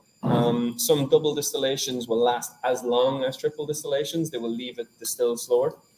Some fermentations are longer, some are shorter, and then the ppm levels themselves. So the likes of Ardbeg and Connemara are also in and around the 55 ppm mark. But it's the distillation or the fermentation of it, the distillation of it, and then the maturation of it. A lot of Ardbeg, for instance, uses second fills, whereas Bill Phil is all first fill. So you've got a lot of that bourbon sweetness coming through. Whereas if you were using second and third fill, you get a lot more of the spirit coming forward, which means you get a lot more of that. And Chris, it's the cask profile that we use, that we stick to for the Bill Phil range is really crucial to this, because if we start, a lot of distilleries are just using any random ex-bourbon casks or ex-American whiskey casks or whatever, if you get me, and they'll just batch them all together because they're creating huge big batches. It doesn't really make a difference. Whereas we're doing really small whiskeys, small batches or single casks. We stick to that one source, distillery source, and it complements the flavor profiles of that particular product. Really complement the flavor profiles that we get in this particular distillate, and I think that works really well. Because when I tried the original casks, there were some from different distilleries, and some of them are a lot more grassier. They're a lot more earthier than they are citrusy, if you know what I mean. And is that third distillation, which obviously is a bit more Irish than the third distillation, is that really having a huge effect on the distillate at the end? I mean, creating that cleaner, kind of fresher. If you go to anywhere in Ireland unpeated that does double versus does triple, they could run the exact same works, the exact same fermentations into the stills, and the second distillation will allow, if you take Cooley, for instance, a lot more kind of pear. If you go triple distilled like Bushmills, a lot more apple. You get a little bit more lemon from one, a lot more lime from another. So you're hitting the same categories, but different flavor profiles from those categories. So once you bring into triple distillations, you're lightening it off. The fruit gets a lot more time and presence in it, and the citrus becomes a lot more pronounced. The ester count goes way up on the third distillation, and it's the esters which are giving us all the fruity notes and the tropical fruit notes in particular. People associate with triple distilled Irish whiskey with single malt in particular, which just happened to be Bushmills for so long, I suppose. Really, so that's essentially it. Those PPMs are obviously coming down as it matures throughout the years, right? Within the cask, they reduce down throughout the year, yeah. Yeah, they do, but like nobody measures that really. Like you have to send it off to a lab to measure it if you want. So none of the distilleries really in Scotland measure it either. So when you hear of an Octomore at 300 ppm, that's the malted barley. It's not the finished product. Okay, But it's still like licking the inside of a chimney. Mm-hmm. And when did you last lick the inside of a chimney? But you're on batch 5 of this now, right? I mean, what changes have you seen throughout those 5 batches, and what's the difference between them? Is it just time spent in the cask, or is it different? Yeah, different year distillates. So like we would have been using all 2016 for the first 2 single casks in the first 2 batches, and then we introduced 2017 distillate to 2016 in batch 3. And then batch 3 and 4 are identical, to be honest. They're in 700s and 750 ml bottles, went to different markets. That's why they had to be different batches. And then, that was all 17. And then batch 5, which came out for Ireland, which is what you have here, I think. I hope it is anyway. Or 4, yeah. I can't. I think 5. It's. But, I mean, Batch 5. Batch 5 are on here. Yeah, I mean. Yeah, that's all. That has 20. That has 16, 17, and 18. Well, we're beginning to see a bit of a sea change across the Irish whiskey industry, where all the distilleries in Ireland now are starting to offer a peated whiskey in some fashion. Obviously, there's a drive to reintroduce peat to Ireland, right? I mean, you see that? Oh yeah, absolutely. Like, it's been going on for several years. I believe a very large distillery not too far from me will have peated malt coming out soon on the market. I know Dingle have been doing it. We know Slieve League are doing it. We know Cologne are doing it. We know, I think Connacht, is it Connacht? Yeah, Connacht. We know Blaylock are doing it. There's plenty of them doing it. There's probably some I don't know that are doing it, but there's a lot of it happening, particularly up along the west coast, I think. Burn maybe as well. And is that to reintroduce an old style? Yeah, well, sure. Like essentially, all whiskey in Ireland would have been peated at one time. Like it's not that it was a kind of you didn't go in and look for I have a peated single malt tonight there, James. It would have been. Yeah. It would have been you got whatever you were given. And it was all peated until Cole. Chris is well versed in this, like as well, and Cole would have come to Ireland, and Irish distilleries were much more industrialized than Scottish distilleries, and they were heavily focused around the port towns and larger towns and cities, and they adapted to coal, and it was that was the cleaner fuel at the time, was the natural gas of its day, I guess, Dublin quickly switched to it, and then as the canals spread across Ireland, all the other places, the other towns in the middle that weren't connected by ports, they quickly adapted, and peat was just wiped out pretty much overnight. I'd say probably in the space of 10 years, it probably almost disappeared. There was a few small distillations being done still by, I think, Hewitt's in the end, was it, Chris? That was pretty much it. The Dublin distilleries very much look down their nose at it and call it they call their whiskey the clean whiskey, like or clean spirit. Yeah, it's funny because we kind of view it as the foreign spirit a bit, but actually, it's there in our history and something we used to make and drink. It's how our whiskey was made, right, Chris? Yeah. Yeah, in the 1600s, everything, or up until the 1600s, everything would have been peat. Everything would have been dried that way. It's only when coal started coming through Belfast, Dublin, and Cork ports, and canals started being built the whole way around. Canals was basically the infrastructure to get everything from A to B. And that's when coal started going the whole way around. But that's the reason why, if you look back in poaching history, you find out that a lot of Donegal's poaching and whiskey would have been peated. Everything came from the land, everything west. That would have been the 1800s, though, Chris, before that really kind of, not the 1600s, wouldn't it? No, 1600s is in everything was peated. Late 1700s is when coal starts arriving, and 1800s is when the canals start being built properly. Yeah. To bring it actually the whole way around. Yeah, but because Donegal in the west is so far away from the actual ports themselves and canals, like the likes of Limerick, everything coming across the Shannon or anything like that, that's not a canal, but they're using the rivers, and then they're using estuaries of the rivers, and they're building canals to get it kind of from A to B. So you would have been one of the first in Ireland to get actual coal when they're using the main rivers. And then anywhere you find a canal is where they're kind of trying to get it a little bit further inland. We move on to the next one. Yeah, how do y'all find it? The peated whiskey, yeah?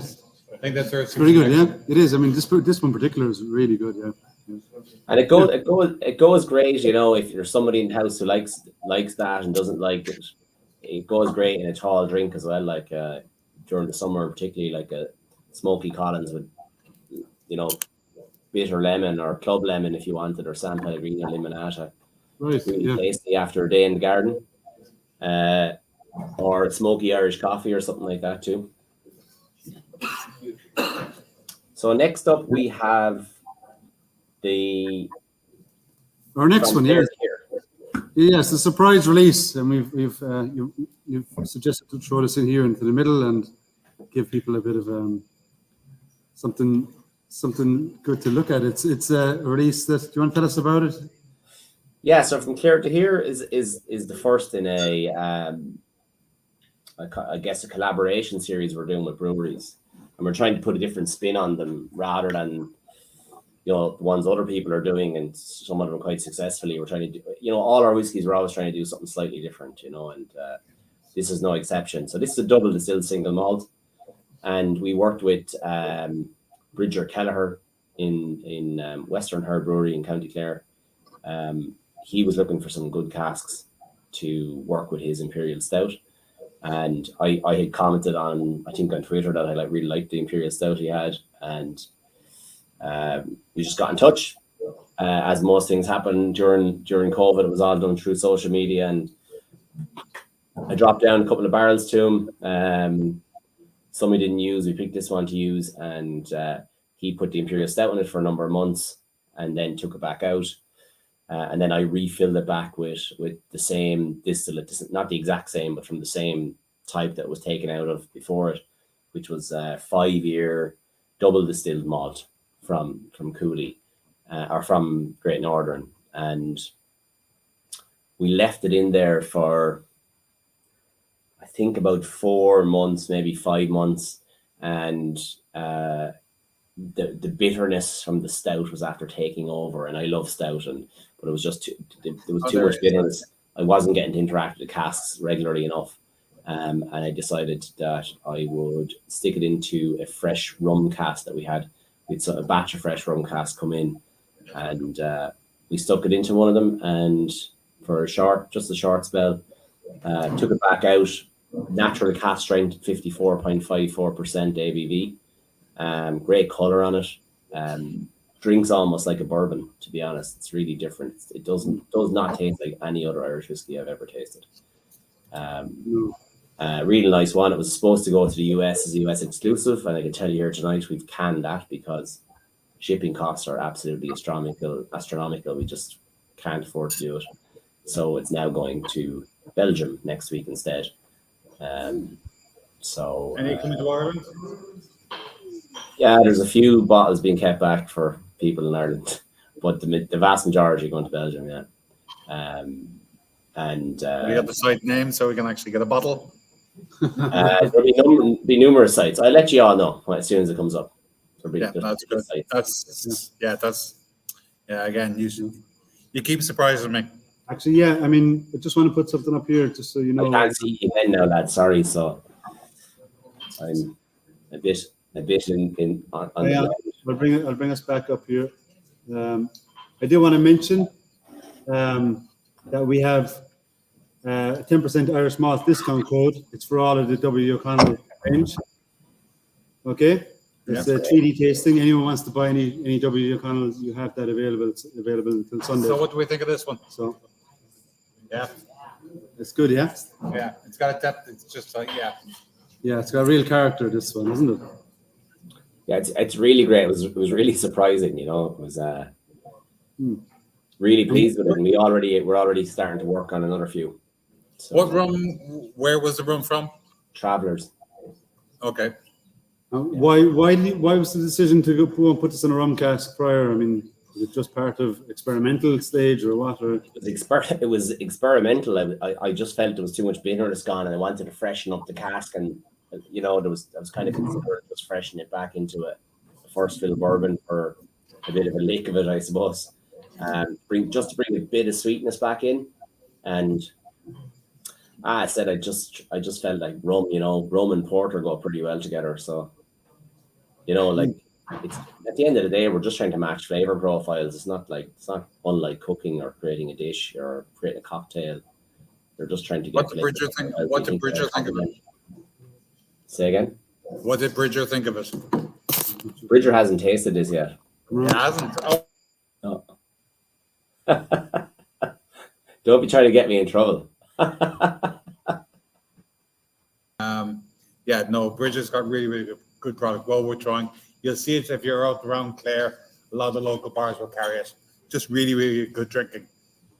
Blue Jumper is available with me, and the Siege is available. They're expanding at the moment, so I'll have more of a range in. But that's selling for fine wines. But they're just really, really good beers. I mean, we also bought Harris in Treaty City, but I think Bridger and his beer is well worth trying if you want to have a good, support local. But yeah, he'll be impressed with that one.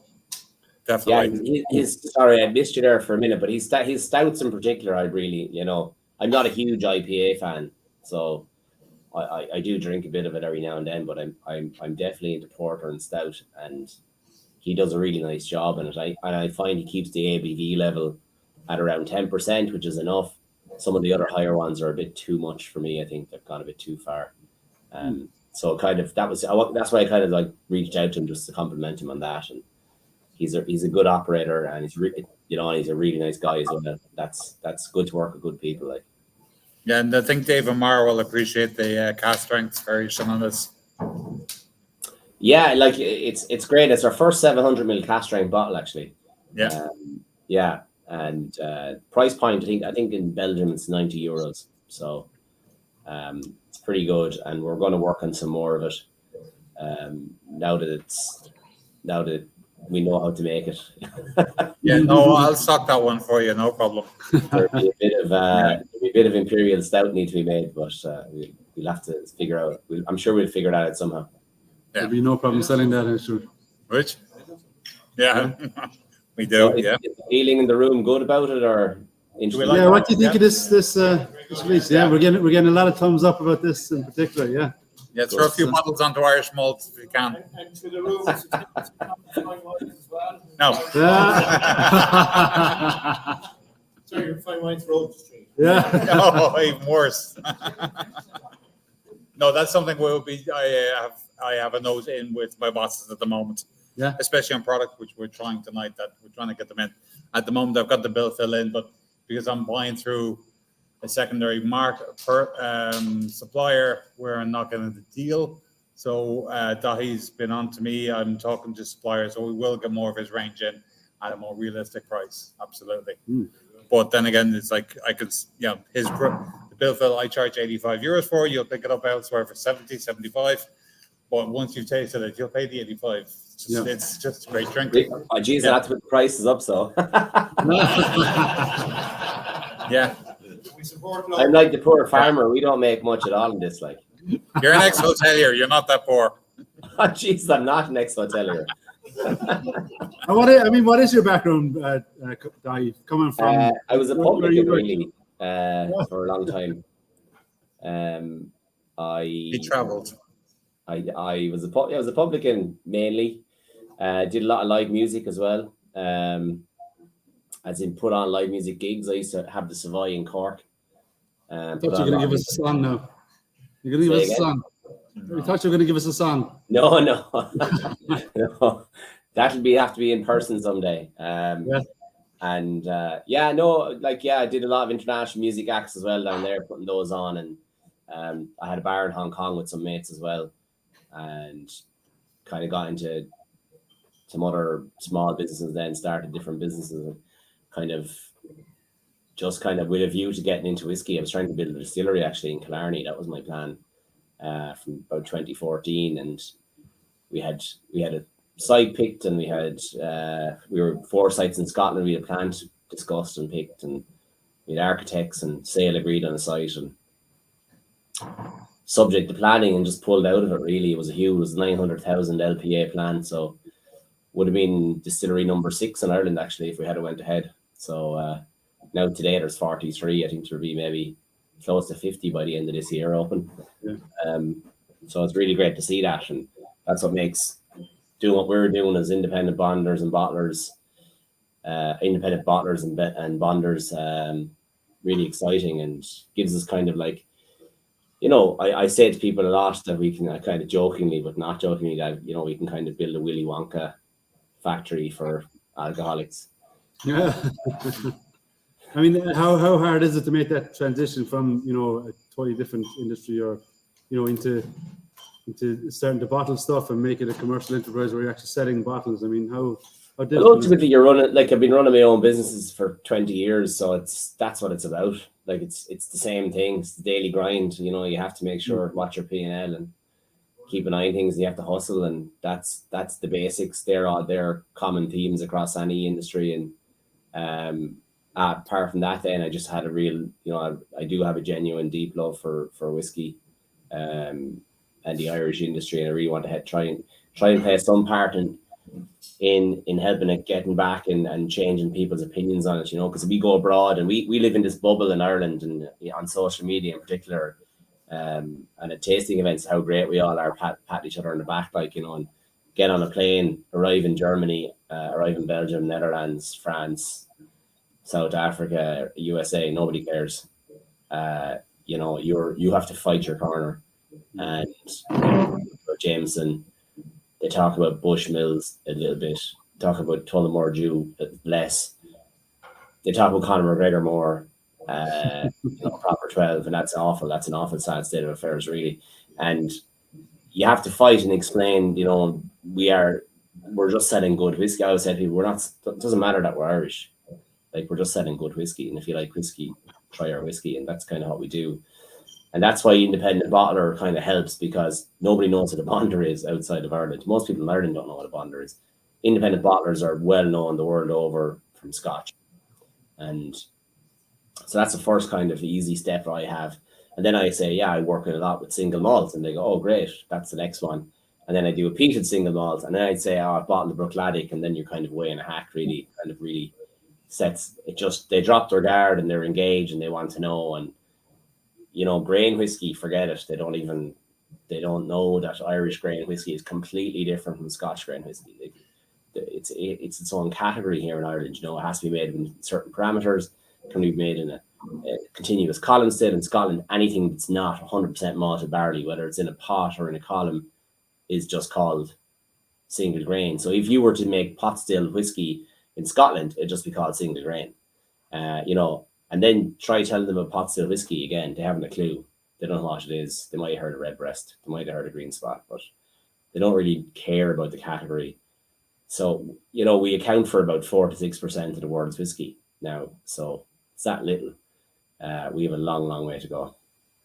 Yeah, we got you back here now. Sorry. Yeah, I don't know if you heard my last bit or not, but it was.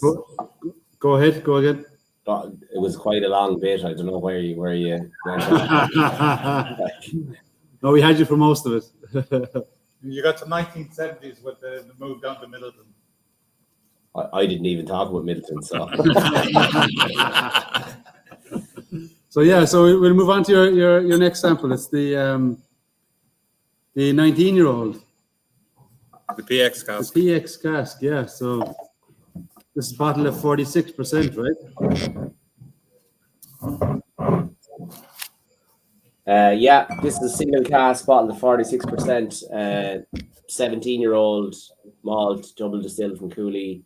Went into ex-Pedro Jimenez 225 litre casks.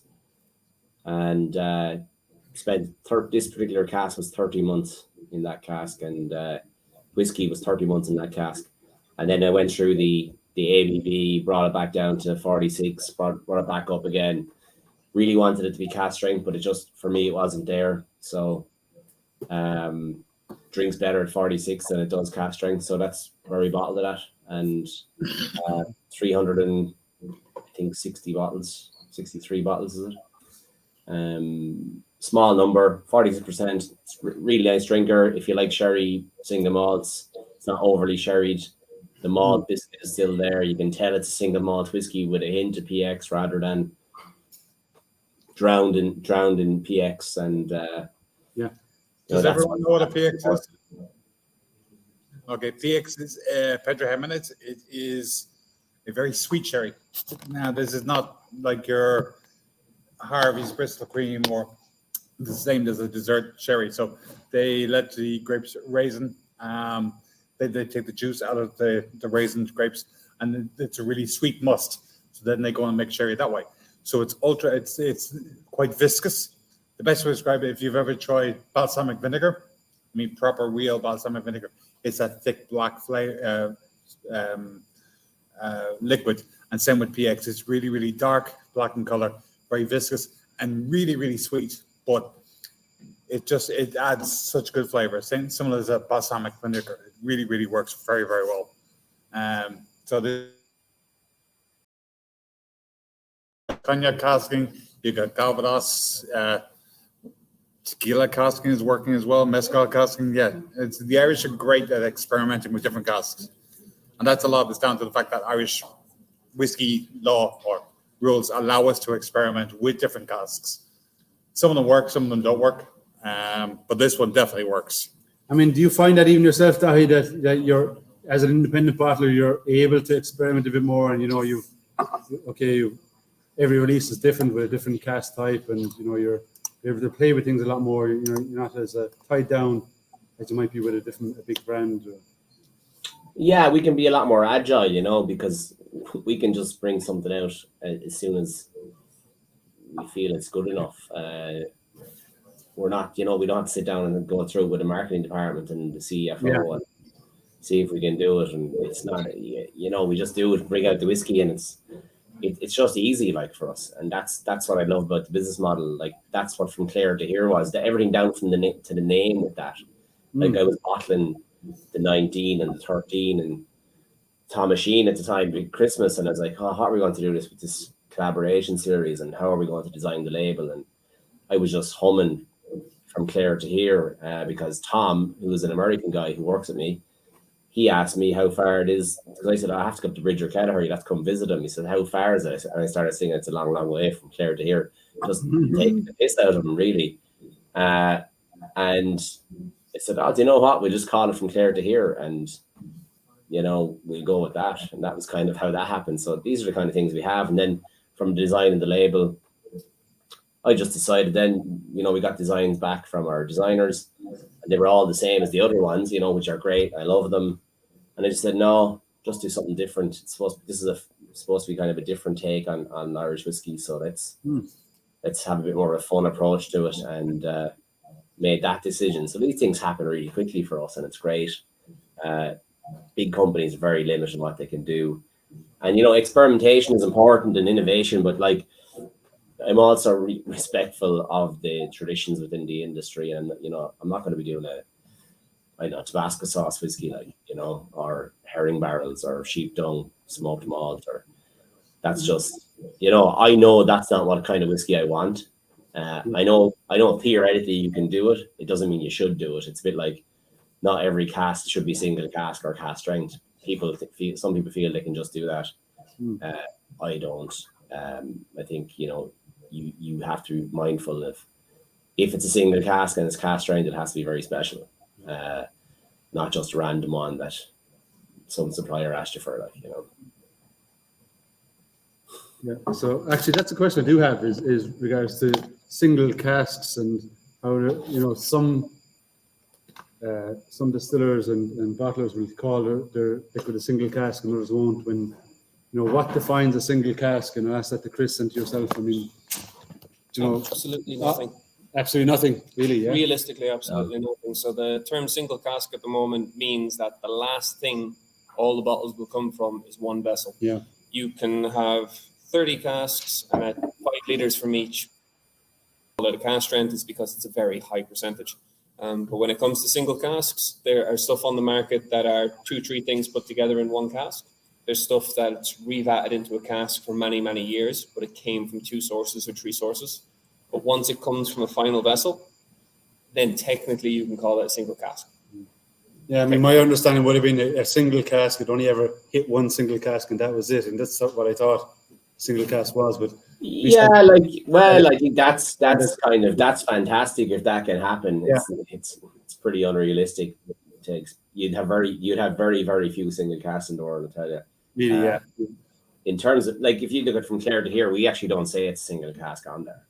Yeah. We put a cask number on it, but we don't make a big deal about it because it's not like the Bushmills we've done, or it's not like the PX series we've done where we put a lot of work into, and they've spent additional maturation periods in other casks, in new casks, or it's not just a quick finish. So this, the PX here, packs a punch really. It stands.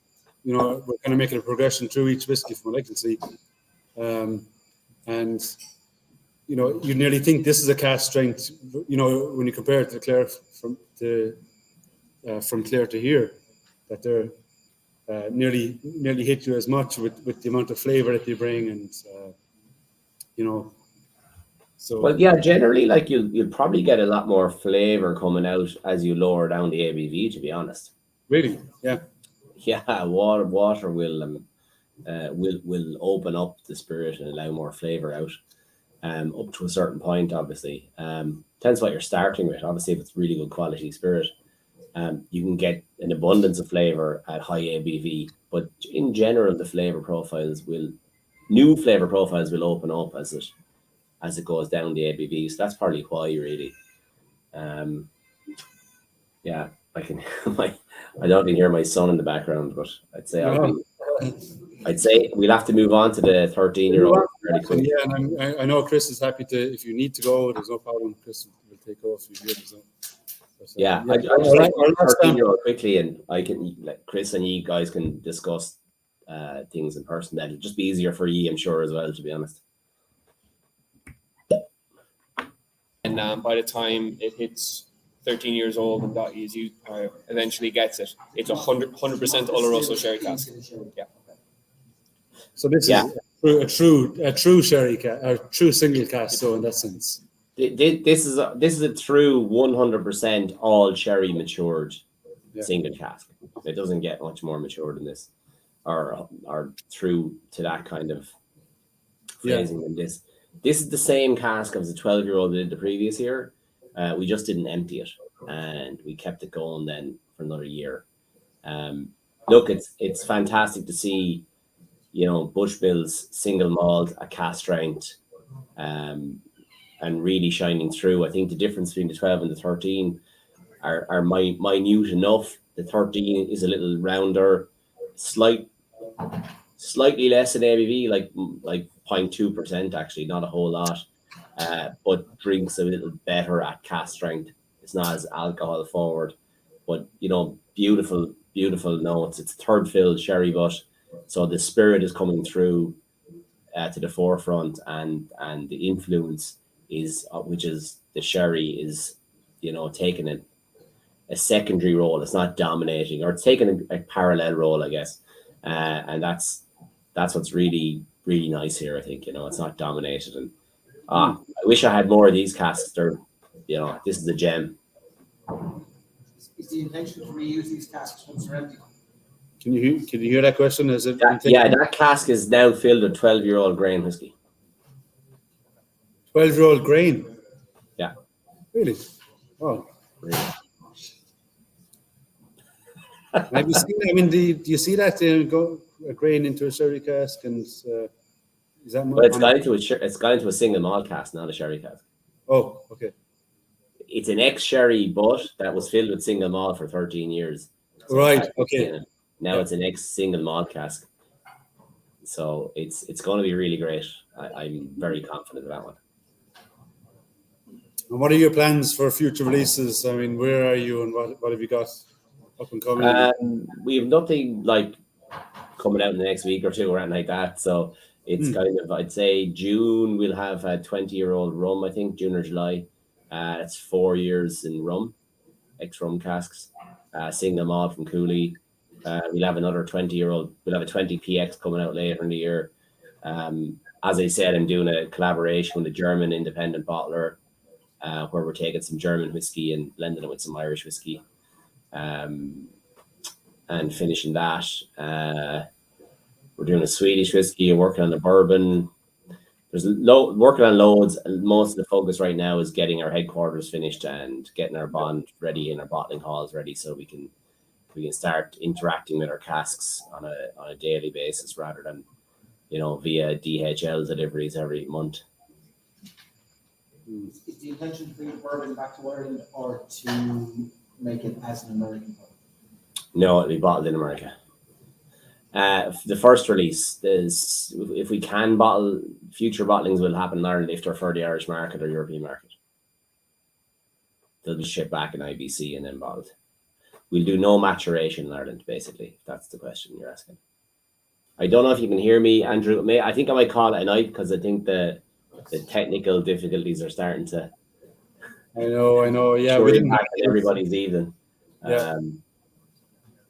Yeah. It's very, very hard to communicate this way. So yeah. So look, if you can hear us still, we'll have you down for an evening with us another time. Yeah, thanks so much for having us, and I am genuinely very, very sorry I couldn't make it tonight. Would be my preference. But you're in capable hands of Chris. Chris knows everything I'm up to, what I'm about. So ask him anything and don't believe any of it. And thanks again for everyone for their interest, and hopefully you can sign up on our website. The plug, www.o'connell.com. Sign up for our newsletters. We don't send out too many. Check out our social media. It's all at O'Connell Whiskey. And keep an eye on us, and don't be all about Nick Ryan. Share the love down in Limerick, Thanks a million. Okay, Slán. Thank you. Yeah.